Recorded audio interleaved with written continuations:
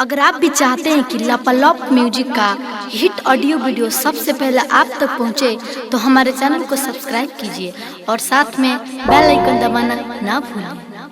दादी के फटा रतो फटा रतो फटा रतो दादी के फटा रतो फटा रतो फटा रतो फटा रतो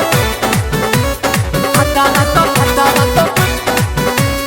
फटा रतो फटा रतो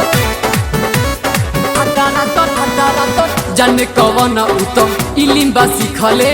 मजा जवानी के हमारा चिखले जाने कवन उतो इलिम्बा सिखले मजा जवानी के हमारा चिखले हदाही रगड़ेला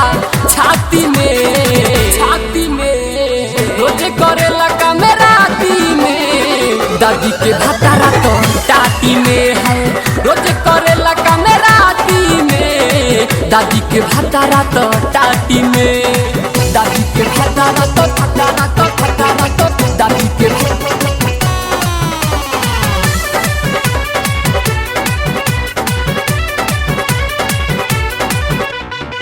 दादी के भतारा तो फटारा तो फटारा तो दादी के भतारा तो हमरा जवानी के उड़ावे लगा रे दा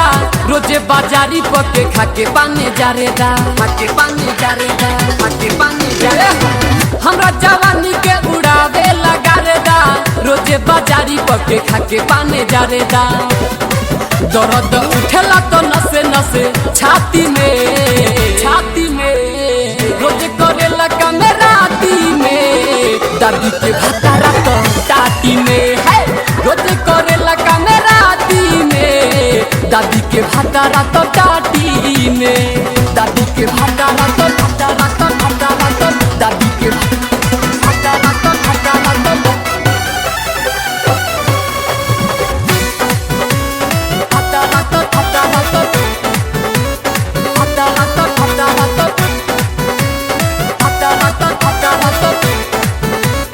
भतारा तो भतारा तो कही तो कही अब के करा से बात हो ओकरा अदतिया से नई खेरा हाथ हो नई खेरा हाथ हो ए हो कही तो कही अब के करा से बात हो ओकरा अदतिया से नई खेरा हाथ हो पूरा रात बीते होठे चाटी में रोज करेला कामेराती में दादी के भतारा तो टाटी में है रोज करेला कामेराती में दादी के भतारा तो टाटी में दादी के भतारा तो भतारा तो भतारा तो दादी के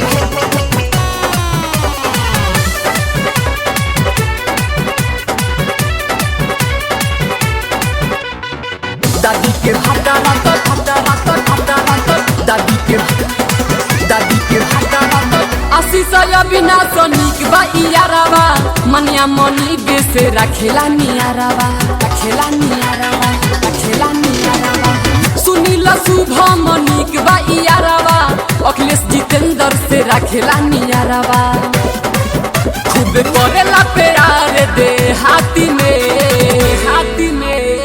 रोजे करेला कामेराती में दादी के भतारा तो टाटी में है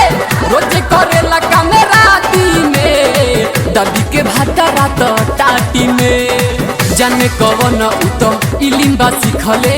मजा जवानी के हमारा चिखले हदाही रगड़ेला छाती में रोजे करेला कामेराती में दादी के भतारा तो टाटी में है रोजे करेला कामेराती में दादी के भतारा तो टाटी में।